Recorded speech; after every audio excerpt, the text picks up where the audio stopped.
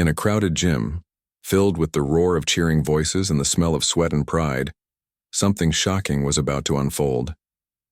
A man known for his arrogance, an undefeated boxer who never respected anyone beneath his title, decided to do the unthinkable.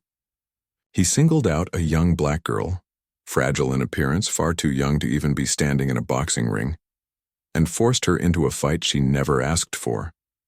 To him, it was supposed to be a cruel joke, a humiliating spectacle to entertain the crowd and prove his dominance. But what none of them knew was that this so-called easy victory would become the greatest embarrassment of his life. Because in that moment of injustice, when the world seemed to laugh at her, something powerful awakened inside her, and the entire room would soon fall silent, watching the unthinkable unfold before their eyes.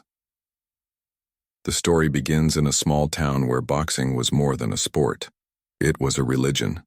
Every weekend, crowds packed into a rundown gym that smelled of iron and sawdust, with flickering lights dangling overhead and posters of past champions curling on the walls. But this night was different.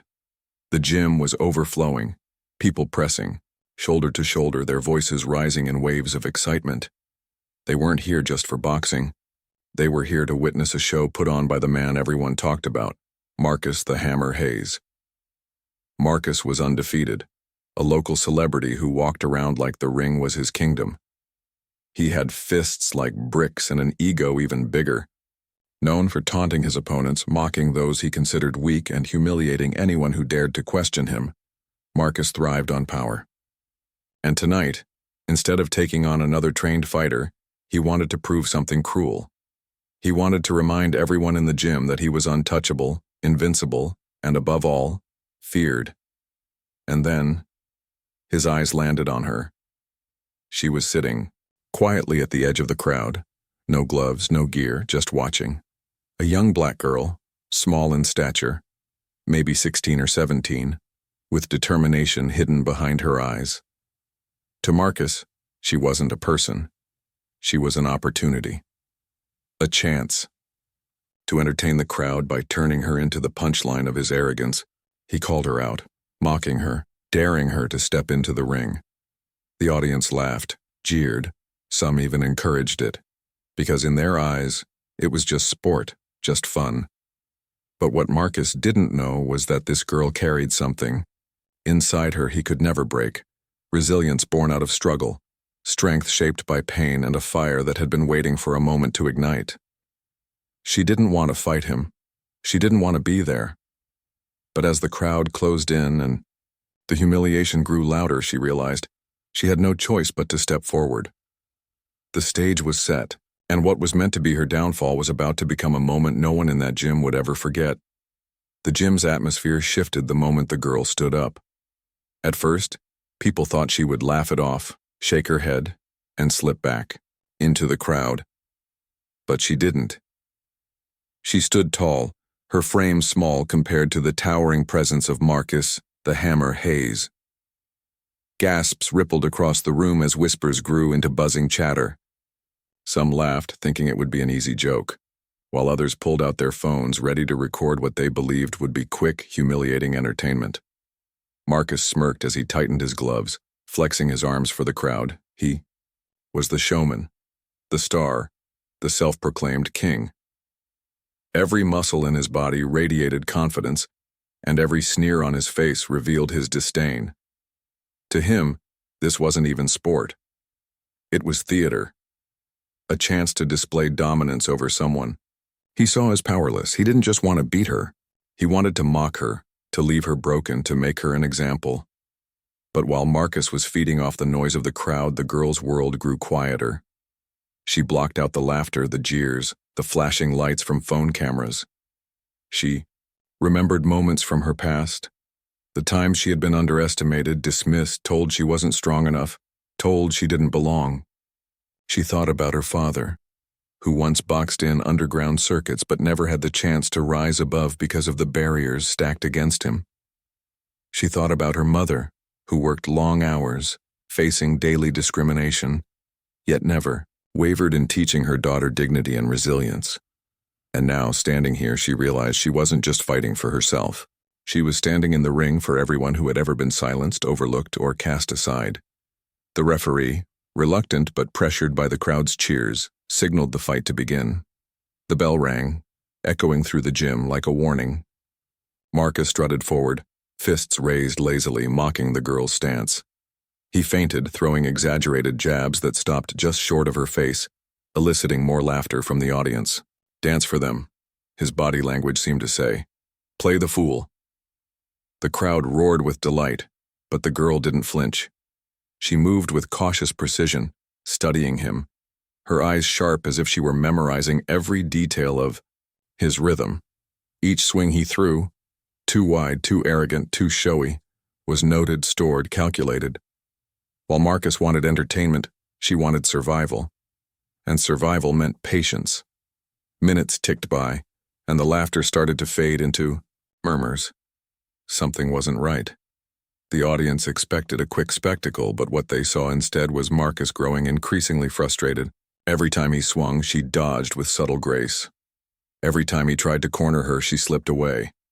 His arrogance blinded him, but her focus sharpened with every move. The crowd began to shift uneasily. Some shouted insults at her, trying to break her concentration, their words laced with venom. Others quietly started to wonder if they were witnessing more than a humiliation. There was something in her eyes, a fire, a refusal, that unsettled even the loudest voices. Marcus, now visibly irritated, decided enough was enough. He lunged at her with brute force, swinging wild, his fists like sledgehammers aimed to crush. But in his rage, his technique faltered. And in that split second, she countered. Not with power, but with precision. A sharp, clean strike landed where no one expected. The gym fell silent for the first time that night. The mighty hammer had stumbled, his arrogance cracked wide open in front of the very crowd he sought to impress. The girl didn't gloat. She didn't raise her fists in triumph. She simply reset her stance, breathing steady, eyes unwavering, ready for what would come next. And in that silence, every person in the room realized something profound. This was no longer a game. This was no longer about entertainment. It was about justice, dignity, and the courage of someone who refused to be humiliated. The rising tension had reached its peak. Marcus wasn't just fighting for pride anymore. He was fighting against something far greater than himself, and he was losing control.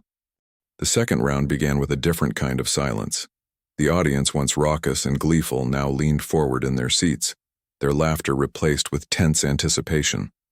Marcus the Hammer Hayes was not used to being tested. His pride had been bruised, his ego rattled, and in his world there was no greater insult than being challenged by someone he had deemed beneath him. He stormed forward like a bull, no longer showboating. His fists came fast and heavy, punches that could break bone and crush ribs.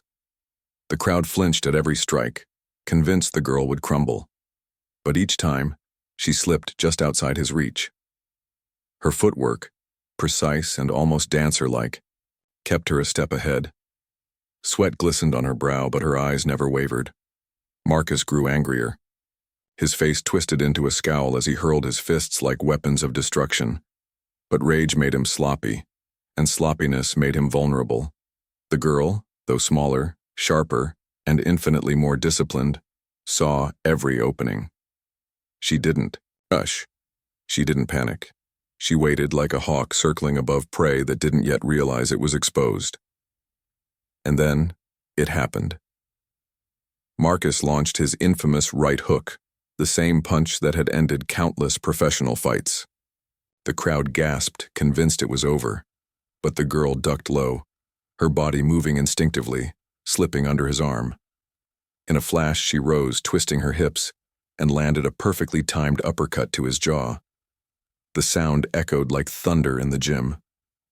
Marcus's head snapped back, his knees buckled. For the first time in years, the hammer looked fragile, vulnerable, human. The crowd erupted, not in cheers, not yet, but in disbelief. Gasps, shouts, cries of shock filled the air. Phones trembled in hands as recordings captured history in the making. People had come for humiliation, But now they were witnessing something greater: the dismantling of arrogance, the shattering of prejudice, the undeniable rise of someone they had all underestimated. Marcus stumbled, backward, dazed, trying to shake it off. He swung wildly again, desperate to reclaim control, but his movements lacked the precision of before. The girl, breathing steadily, stood tall, unwavering. With every step she took forward, Marcus looked smaller, shrinking before the very crowd. He had tried to impress. The referee hovered nervously, unsure if he should intervene. But the girl didn't press recklessly. She wasn't there to destroy him. She was there to prove something, not just to Marcus, not just to the crowd, but to the world. As Marcus lunged one final time, she slipped to the side and delivered a sharp, decisive strike to his ribs. He collapsed, clutching his side, gasping for breath. The mighty hammer had fallen. The silence that followed was deafening. Dozens of phones still recorded, their screens capturing the image of a humbled giant and a triumphant young girl who had just rewritten the story. And in that moment, something shifted in the room. Those who had laughed at her now stared in awe. Those who had mocked her now held their tongues. Even those who had doubted her because of her size, her gender, her race, they could no longer deny the truth standing before them. The girl didn't smile. She didn't celebrate. She simply stood tall, her chest rising and falling with each breath, her fists lowered at her sides. She had proven her point without words. Respect wasn't something she asked for. It was something she commanded. Marcus lay on the mat, groaning, his pride shattered in ways no physical pain could match. He had sought to humiliate her, but in the end, he had humiliated himself. And for the first time, the crowd erupted, not for Marcus, but for her. Cheers thundered through the gym, some people chanting her name, others simply clapping, stunned into respect. But underneath the applause lingered a deeper realization, one that none could ignore. This wasn't just a fight. It was a reckoning. What unfolded that night would not be remembered as a simple sparring match. It would be remembered as the moment a young black girl, underestimated and mocked, shattered not only the arrogance of one man, but the prejudices of an entire crowd. The climax had arrived, and nothing would ever be the same.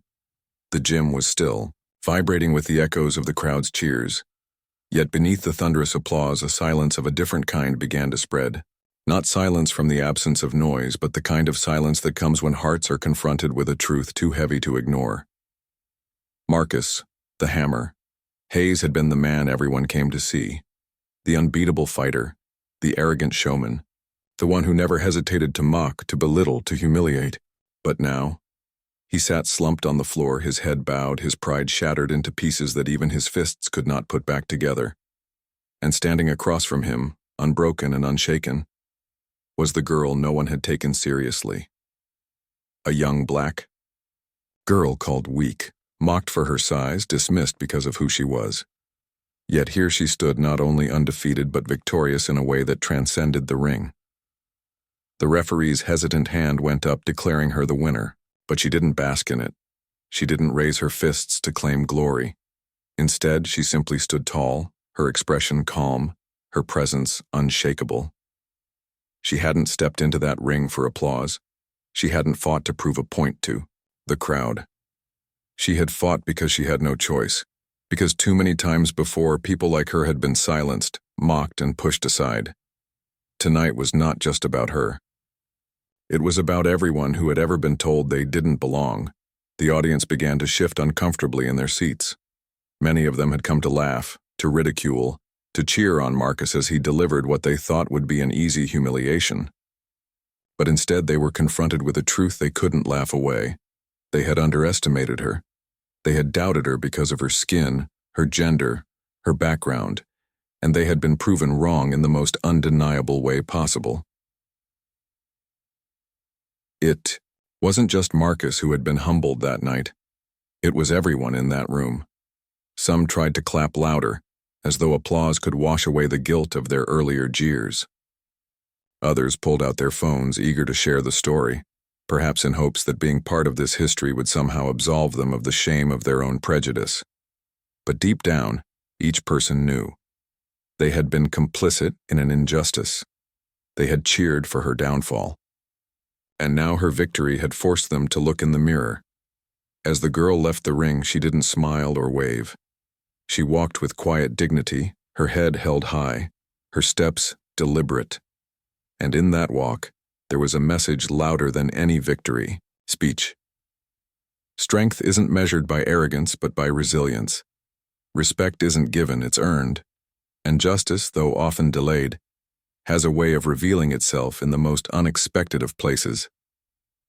Marcus, still seated on the mat, looked up at her with an expression that was part anger, part disbelief, but also, though he would never admit it aloud, respect.